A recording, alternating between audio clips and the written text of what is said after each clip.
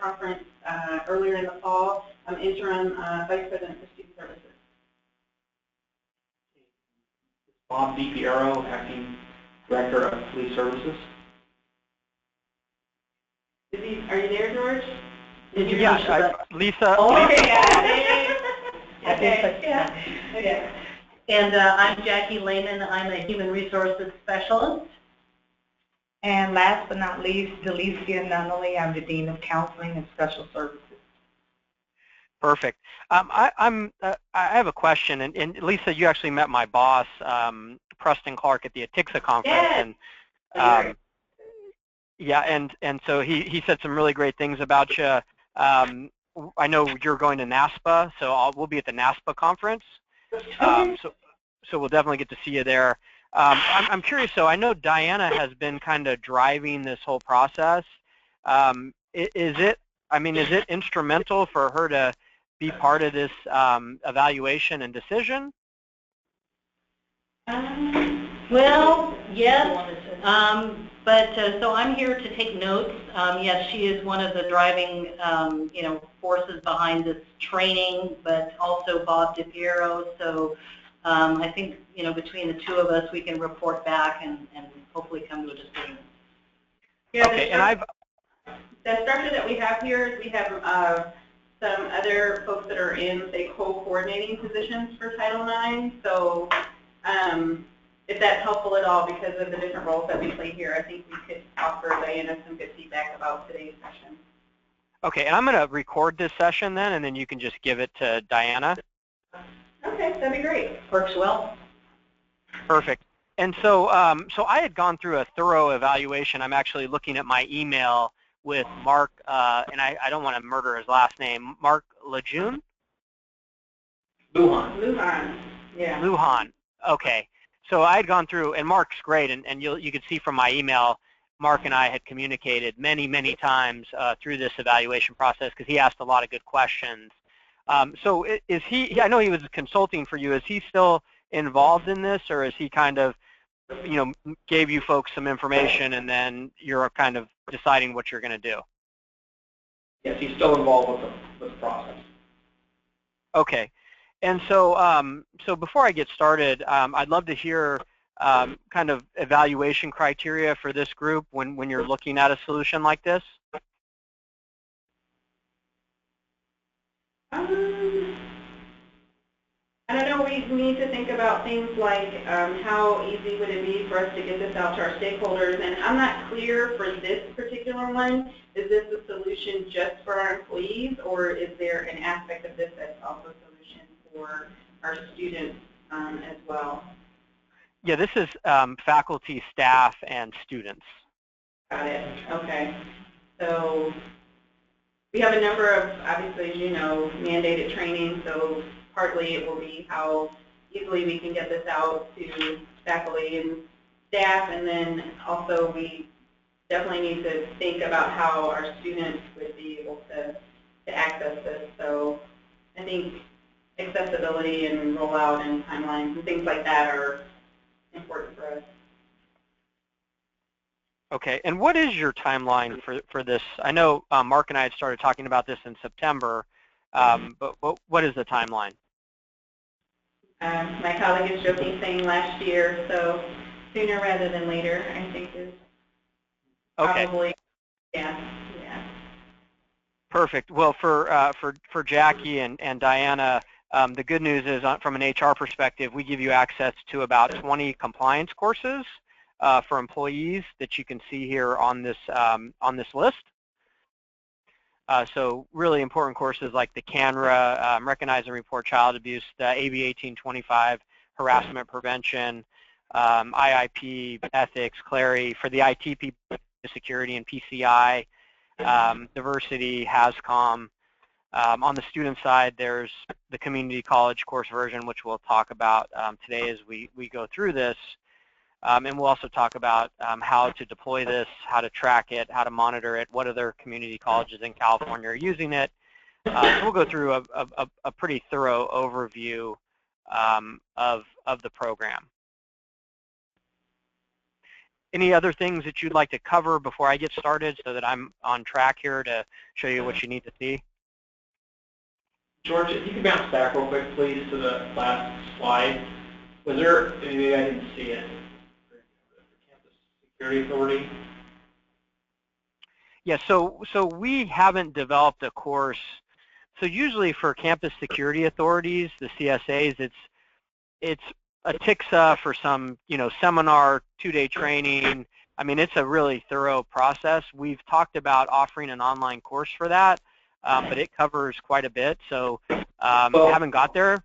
The thing what I was more looking at, George, for something that put out for, maybe this is what you're referring to, for the employees. I attended Clary, and I handle the Clary for the college, and we've had some of our PE staff attend classes so that we put on presentations regarding campus security authority, so that we put out to the staff, some information we put out for students on it. Through, I think it's the Clary Center, I believe, or Campus Safety, I can't remember the company's name. And then they provided us a thumb drive, which has a training video on it to show people. And you guys don't have anything along that line you were saying? No, so all of our courses are online, and we have a Clary Basics course, which goes into an overview of Clery Act reporting. And then we have a course called Bridges, which covers Title IX, Campus Save, sexual misconduct, and it's about 45 minutes to an hour long. And that is for anyone who is a responsible employee who falls under the Campus Save Act requirements, which is making this available to everyone on campus. And then we have harassment prevention included in a Title IX course as well for those folks, California AB 1825. So we do not have a course that's designed to specifically address the specific requirements for a CSA. We figured that it would be a much longer course. We haven't got there. I think it's something on our product roadmap. So I don't know. Is that, I know that's something that Diana has mentioned, but is that like a showstopper? I mean, at least I'll speak from the PD that I don't necessarily say it's a showstopper, but to me it's something that's very important that needs to get put out along with the Title IX training on there. The information we have in the police department, I could assign somebody to put on this training. It would just be a lot easier if it was something like what your company offers, to where you guys are able to track it. There's a video. You guys could do all the monitoring. For us at the police department, I'm going to have to assign one of my staff, work with HR, work with every division on campus, track all this stuff. And it's a lot of work for a small department. Sure. And Bob, what's the difference between having, so we have an end user course that addresses Campus Save Act and Title IX. What are the different things that have to go into the CSA training? The video that we have, that we've used for some training on there, it's basically an overview. It comes down to a lot of just, you see something, say something type of information that, it's not going to be anonymous. There's so much of it which blends into the Title IX, but it's more, I should say, it doesn't always blend in so well. It's kind of spaghetti-ish at times. Where, that if they report it to somebody, and they contact us, there's a form that we follow. Hey, that's, I heard a student came to me, said she was sexually assaulted, or so-and-so said that they got robbed by so-and-so.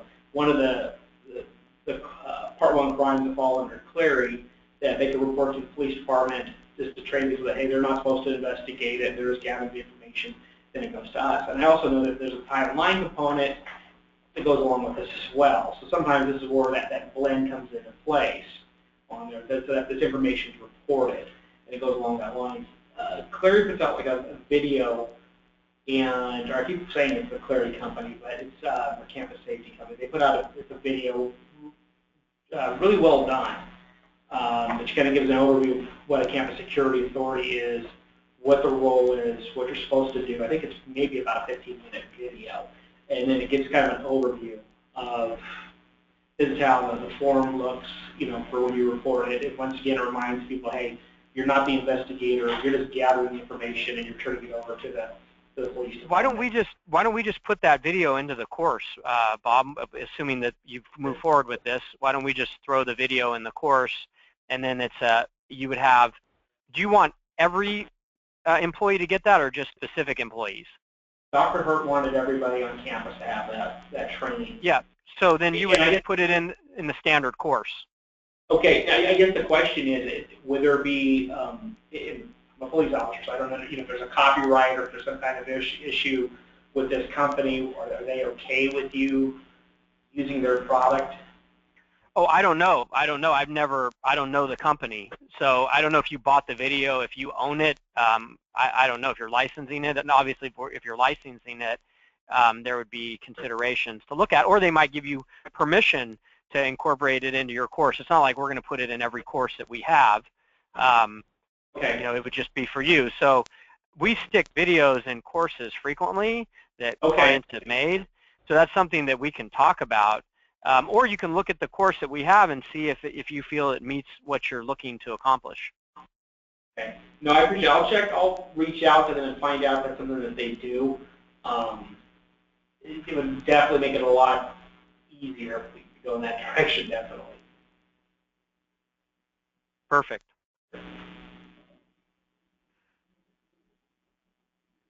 And so when you one more question, Bob, when you said the form, are you talking about the Clary form or a different type of reporting form? What it is there's a CSA form that was created, and like I said, and I apologize once again if the company's name is either Clary or Campus Safety or Campus Clary, something along that line. And they created a generic form that goes along with the video, which kind of, it covers the different Clary crimes, everything from, murder down to auto theft that fall in that group. And it's fairly checkbox simple, a short explanation, if there's suspect info, reporting party, real simple. And several colleges do use this form already. I'll see if I can try to, while we're going through this training, if I can dig it up on my phone, the website. And we've looked at it, it's on our police department's website for that form, and all we did was just, insert agency's name here, and what we did. Okay. So we could probably integrate that form in to the course in like showing it as a, because we integrate policies in so that people can electronically sign and acknowledge your policy. So we could probably integrate that form in so that people could access that and use it. I mean, assuming that it's not intellectual property. As far as I know, no, because I've seen several, different colleges that have it, and it's generic enough to where it's, literally there's an area on it, insert agency's name here. So we just plug in our department information, contact info, etc.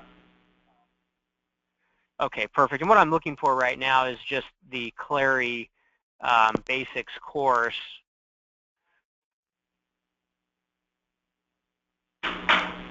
We can talk about that as we go through this.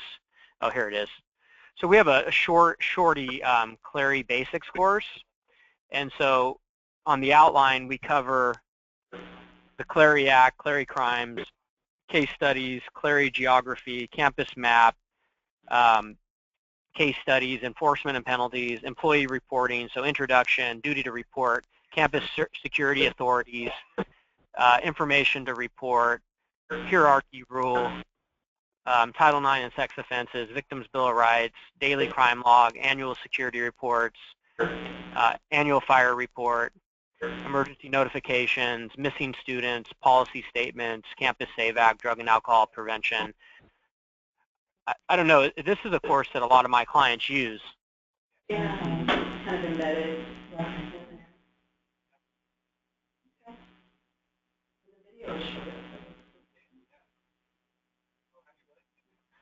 I don't know, does that help at all? I'm trying to be as helpful as possible with some of the things that you folks are looking for. Yeah, I think that last class, definitely not for students, unless they wanted to, but It might be a little too much on Oh, no, that's for employees. Okay. Yeah. That course that I just pulled up is for employees. Maybe certain staff. I don't know if every staff member would need to watch. Okay. With Perfect. that, Well, the management team, I think, would have to something worthwhile. Gotcha. Okay. Well, I don't want to hold you folks up any longer. I'll just walk through this really quickly. And like I said, I mean, we can definitely look at options to either incorporate some information in or incorporate a form in or do some customization to make the course a little more comfortable with what you're trying to accomplish. So I'm George Homer. I'm an account executive here at Law Room and Campus Clarity. I've been here about 9 years, and I've helped hundreds of higher ed institutions bring their Title IX, Campus Save, CANRA, Youth Protection, Harassment Prevention, AB 1825 programs online. I'm going to go through this in about 20 minutes. We'll talk about what we're seeing, what you're seeing. We'll talk about the 7 elements of an online training program. We'll talk about some of the Campus Save Act and Title IX requirements. We'll go through some of the Campus Clarity content. We'll talk about Campus Clarity and Law Room as a company, and then we'll talk about action items and next steps. And so I want to take a few minutes now to talk about what we see from other colleges and universities that are facing similar challenges to meet Title IX and the Campus Save Act. And so we talked to many community colleges, and so in 2015 was actually the year of the community colleges for us.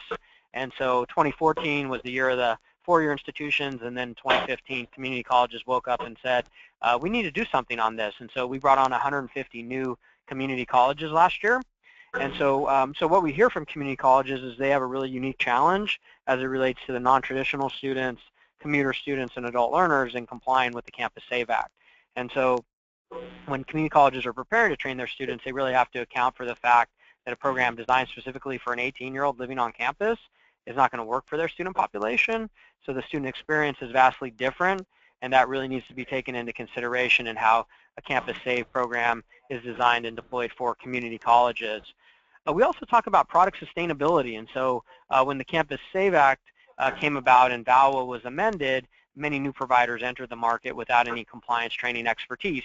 And so most of these were players in the alcohol and drug abuse prevention space without any real experience servicing large complex organizations in the areas of customer service, data security, technical support, and even legal resources. And so almost invariably, this has led many colleges and universities to partner with providers that don't have compliant programs and really can't sustain their solutions. So we talk about the 7 elements of an online training program. And so first up is educational design. And so the design needs to fulfill its mission to educate and engage. And that means that the program needs to be designed for its intended audience, so whether that's a 19-year-old new student, 30-year-old adult learner coming back to get some credits, or a 50-year-old tenured faculty member, the program really needs to speak to its audience. We talk about a tailored experience, and so the program needs to be uniquely tailored to your institution, student body, and faculty. And so you folks are tasked with educating at the highest level, and so your Campus Save Act program should meet your standards of quality and mission. We talk about the ongoing education piece. So the course needs to have an ongoing module to meet the Campus Save Act requirements. And so this is a course that changes every year and allows an institution to reinforce its primary training program, reemphasize those key elements, and adapt to the ever-moving target of the student experience. We talk about deployment and tracking tools. And so the institution must succeed at deploying the course and reaching its audience. So it's not enough to build and customize a great program. It has to get there. So that means there has to be an intuitive learning management system, an electronic notification system, preferably one with automated email reminders, so this doesn't become someone's full-time job.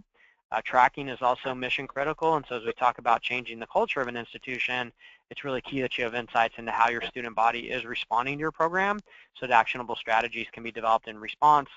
We talked about product sustainability, and so having a provider that has the technical, legal, and customer service resources to make sure that your program is sound and works to meet your training and tracking objectives as well as compliance requirements. And this is really critical as many new players have jumped into this market without having the infrastructure in place to support their solution. Not to be overlooked, the program needs to meet the Campus Save Act and Title IX compliance requirements. And it has to be adaptable in this regard because we know that laws and regulations can change at the state and federal level. Of course, it needs to be flexible to meet these changes. And lastly, and this may seem less obvious, but the program really needs to be cloud-based. And so you could certainly entertain developing and installing a program in-house, but the need to adapt the program to meet the ever-changing student landscape and compliance requirements would make it cost prohibitive to do anything other than cloud-based. So we know the deadlines for those well. They kept us here late, got us here early, so we know July 1, 2015, institutions had to have something in place for their Campus Save Act training. For October 1, 2015, had to show what they did on their annual Clarity Security Report. We know what the Campus Save Act requires. All incoming students and new employees must be offered a primary prevention program. All faculty and students must be offered an ongoing prevention and awareness campaign. All enrolled students and then institutions need to have airtight documentation, show what they've done to meet these regulatory requirements. I also want to address Title IX, which really deepens the institutional responsibility to train students and faculty on an ongoing basis. And so the school should provide sexual violence training for students at regular intervals, and then employees on a regular basis need to know what they're required to report on, as well as how to respond to reports of sexual violence. And then in October of 2014, there were some final notes on the Campus Save Act, and one of the big clarifications related to exactly who should be trained within a Title IX institution. And so this slide further clarifies the need and importance of making the training program available across the entire institution. So it's not just incoming students and new employees, it's now making the program available to all students and employees and having an ongoing program. And the DOE did stop short of mandating the program, but they did recommend that institutions do mandate their training. So we talk about the challenge of all of this. So meeting these requirements has really been a tall order for Title IX institutions. So it's been a short window of time to find the right program, get it developed and launched, and of course do it within budget. So institutions have come to us saying, we need everything. We need it now. It needs to be good, and you know, we probably can't afford it. And so that's what these conversations have been going. And it doesn't matter the size of the institution or the type. We talk to everyone, and we see the same issues. And so institutions aren't necessarily used to this accelerated timeline. So it puts considerable strain on the administration to decide on something that requires really a high level of institutional buy-in from faculty, administrators, students, and even IT. And so fortunately, we have SaaS to the rescue, or software as a service. And so Campus Clarity Law Room, we're based here in the San Francisco Bay Area. And so one of the great tech movements that's been taking place out here is cloud technology, or software as a service, which enables businesses and institutions to leverage powerful technologies without the burden of installing software or hardware, and with the added benefit of it being dynamic and adaptable. And so what that means for something like online training, suddenly possible to develop, host, and deploy an entire training environment, including the courseware, learning management functionality, and even the data storage piece completely in the cloud. And so we talk about how burdensome these Campus Save Act mandates can be for an institution, but honestly, without cloud technology, this was an entirely different level of financial and infrastructural burden for ongoing course development, customization, installation, deployment, compliance, monitoring, and legal updates, so the cost would be considerable. So it's pretty cool that we live in a time where we can effectively crowdsource these solutions by leveraging online compliance training companies like ours to develop programs quickly and in a cost-effective way. So I'll pause here before we get into the course content. Are there any questions, any concerns, anything that you saw that we had just gone through that you'd like to talk about?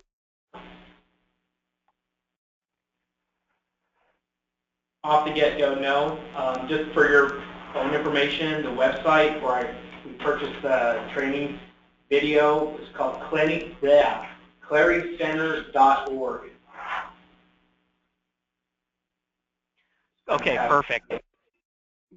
Gotcha. Yeah, I haven't run into them in my space, so I'm sure they've got great stuff. Just don't know. I think if you talked with them and said, here's the situation, we want to incorporate this into a course that we're using through a vendor, a licensed vendor, but they're not going to launch it to anyone but us, they may go for that. So that's something that you may want to, ask them about. Okay.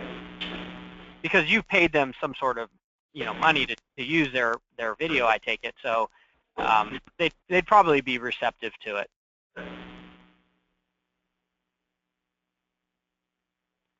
And so I'm going to start with some of the new student training so that we can compare and contrast what an undergrad at a four-year institution would see versus a community college student. And so we talk about educational design, and so we're really best known for our instructional design aspect, where we've won NASPA awards, we've won Stevie awards, and so we believe that students should learn and be engaged, and so we develop all of our program with student and employee focus groups. And so for the younger students, we use silhouettes. We have a house party situation, and we use silhouettes because we know that students are receptive to silhouettes because it removes racial bias and facial expressions. So we notice that Alan is taking a very intoxicated Dominique into the bedroom. So as a bystander, what are we going to do? So we go and get Nabuki to confront Alan. Alan says, hey, Dominique's fine. We've been dancing all night. So we ask a question, what should Nabuki say? So if I answer, if she's been dancing all night, she's probably interested. That's a bad call. That's the wrong answer. Dancing is not consent to anything that could have led to sexual assault. So I actually have to go back and answer the question correctly. So I go back and I say, hey, Alan, I don't think that's a good idea. Dominique's had a lot to drink. Why don't you call her tomorrow? So Alan hands Dominique to Nabuki. We've intervened to stop a potential sexual assault. We say, nice work. This can be intimidating, but it's important to act when you think that something is wrong. We also know it's important that there's learning points so that students and employees just don't go on autopilot and click through the material without paying attention and being engaged. And so when I get an answer incorrect, I actually have to go back and get it correct to move on. So I'm always having to get all of the information correct as I'm moving through this. So I'm going to pause and go into the adult learner program.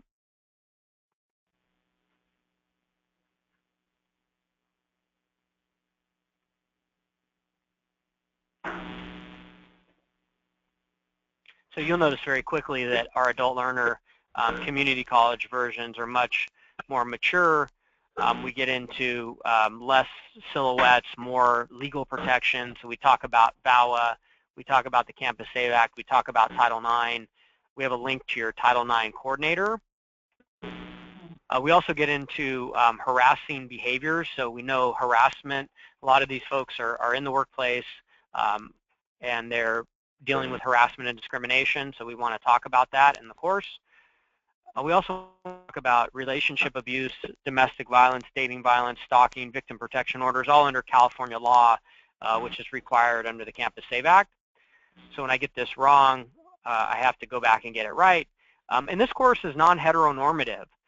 So there are LGBTQ scenarios in the course.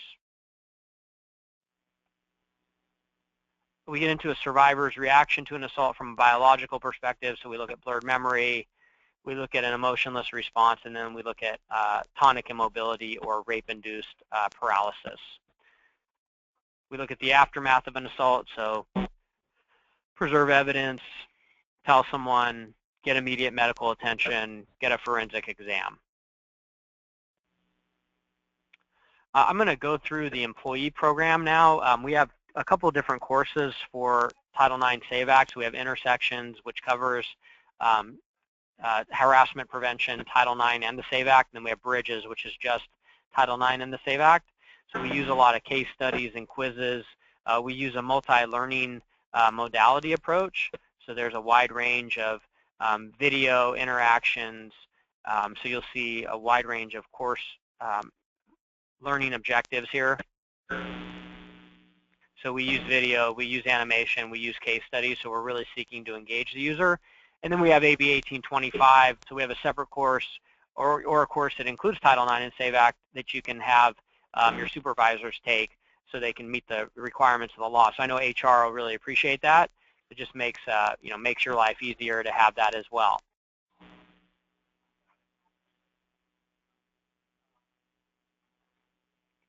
So it's employees that very much report this to the school's Title IX coordinator, and then there is it's a real case scenario so they can see how this applies to the workplace. So it's a real world scenario. We also look at video interaction. So everything is accessible. So I know there's a lot of vendors out there that aren't accessible and tout accessibility.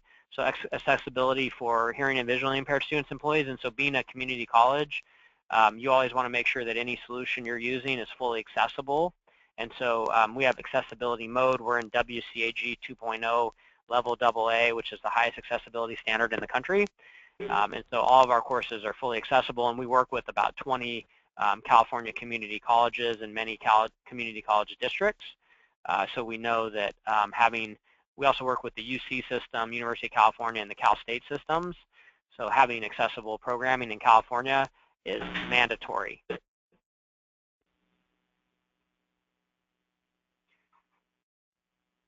We have more interactions.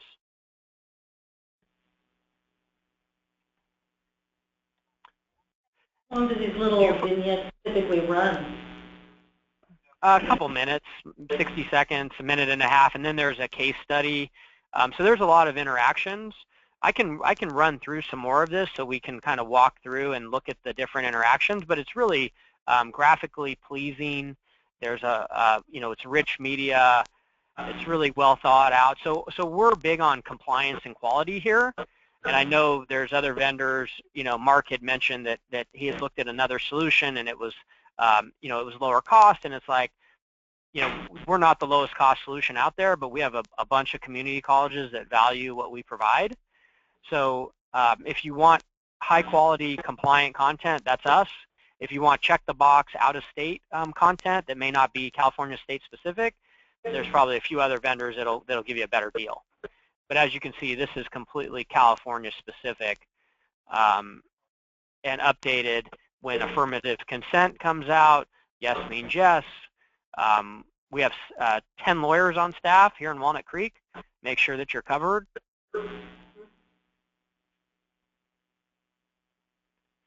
So we use a lot of different interactions.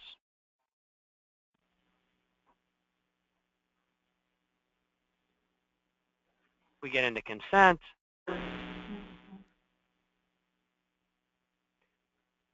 And so you actually have to go through each one of these interactions. You can't just skip around like I am. This is an unlocked course, so I'm able to do that. I get into some more California required information.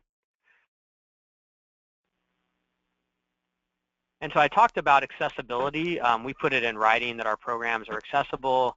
We tailor the experience, so it's critical that the course is tailored to the institution, so you have this really consistent message across the organization.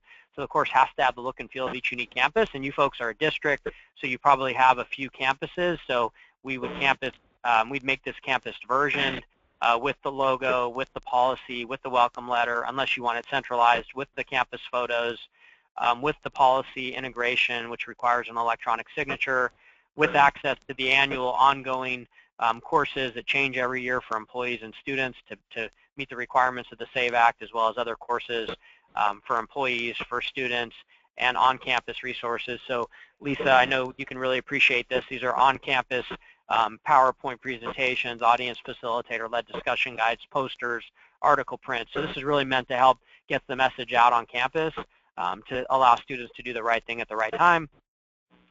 Tracking and reporting, so course deployment. So whether you have 200 students or 20,000, a real area of concern is how you're going to monitor, track, and deploy this to make sure that employees and students are getting this done. And so whether you're doing something internally or using another solution, you don't want this to be someone's full-time job. So we have the ability to, you'd asked about deployment. So, and we actually just launched a climate survey component as well. So you deploy the program in a couple of, you can do it in a couple of different ways. So you can give us a list of names and emails, and we upload it in, and then we send out course invitations, which are branded to your institution with welcome information. Or you can do a single sign-on through CAS, Shibboleth, or LDAP to link in with your registration system, so students don't have to register and take training in two different places, or register with one login and password and use a different credential for the training. So those options are available for integration.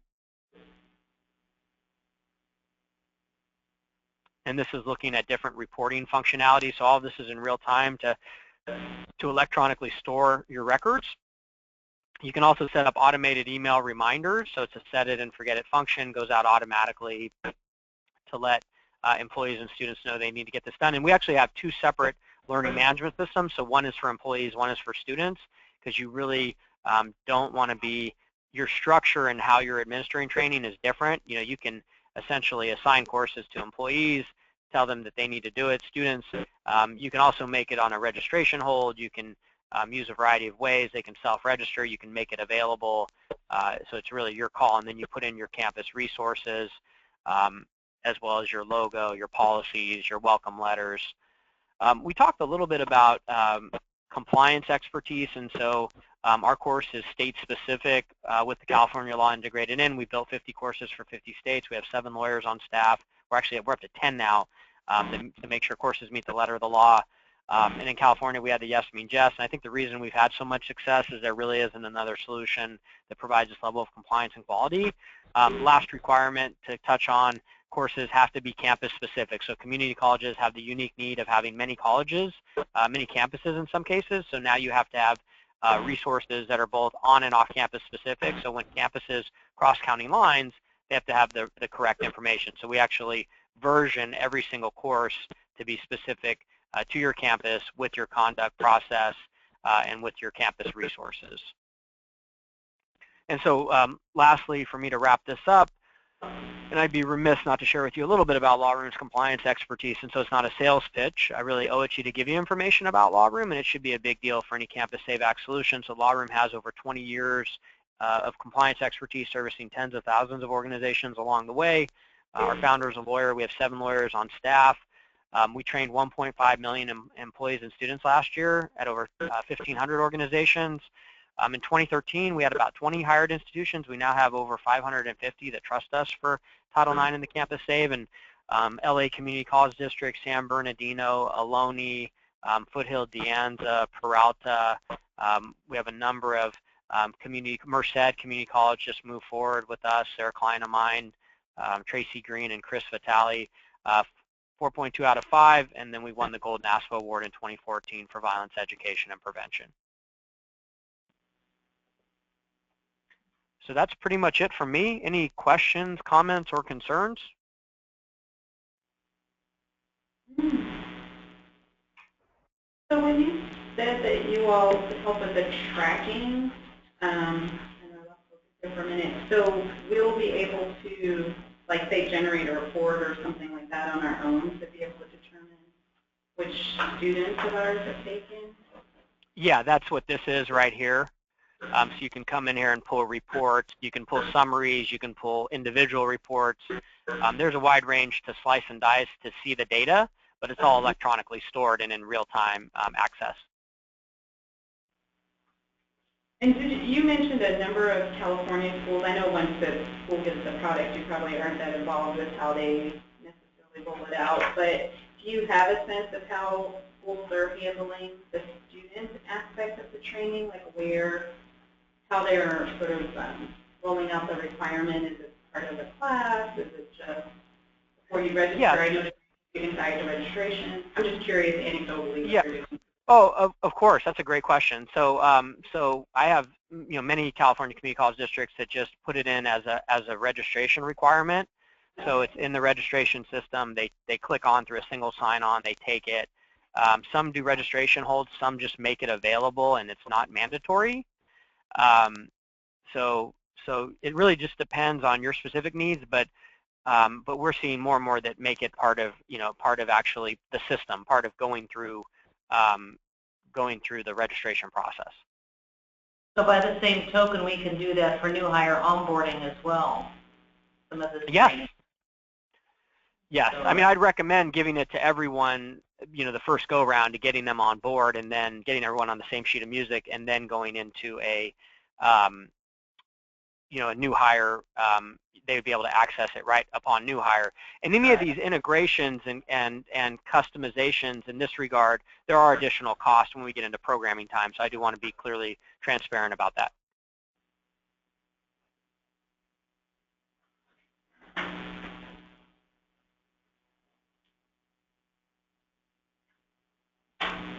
So have we not asked you something you're accustomed to being asked by other schools that you want to offer? No, I mean, no, you folks have been great. So as far as pricing, we put out pricing to Mark 6 months ago, and our pricing usually changes every, I don't know, usually in the new year, right? So we put out a price point at $16K per year on a 3-year deal for unlimited access for the whole community college district, the whole San Joaquin Community College District. And so I don't know if we're holding this open. I don't know where we're at, really. This is actually the first so the first call I've had with your group. But we'd love to work with you. I just don't really know where we're at. So does your discount, are you somehow affiliated with our California Community College system, like the foundation? Is that the bundle discount that's reflected there, or is this just a discount for us as a district that you're reflecting? Yeah, so we know that you don't have the budget of Harvard and Stanford, and so we give community college districts consideration in that regard. Okay. Got it. And so we actually don't give that. We give a discount still, but it's not that great. I mean, it's not that large compared to how it was last year for community colleges. And the licenses are unlimited. Okay. Got it. And this is for unlimited access for students and employees. And so from your perspective, once we are able to share this feedback from Diana, what would be the next step if we're interested in utilizing your service? And we do have to have that discussion. So. Sure. We would send you a proposal, a revised proposal to sign to get started, and then we would send a customer success email welcome letter to say, this is your customer success rep. Here are the things we need to get started to get you set up and going.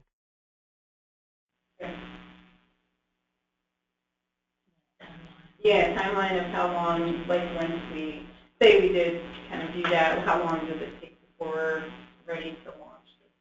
Yeah, it's 2 to 4 weeks.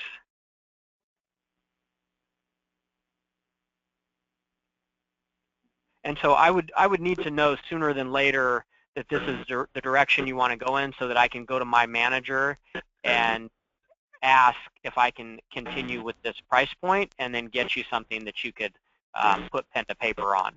Thank you. Really helpful.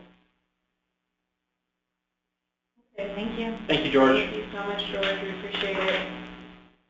I'm going to send this recording to Diana as well. Yes, Great. please do. And I'm in a meeting with her in just a few minutes, so I can let her know on our impressions as well. And if that's coming. Thank you.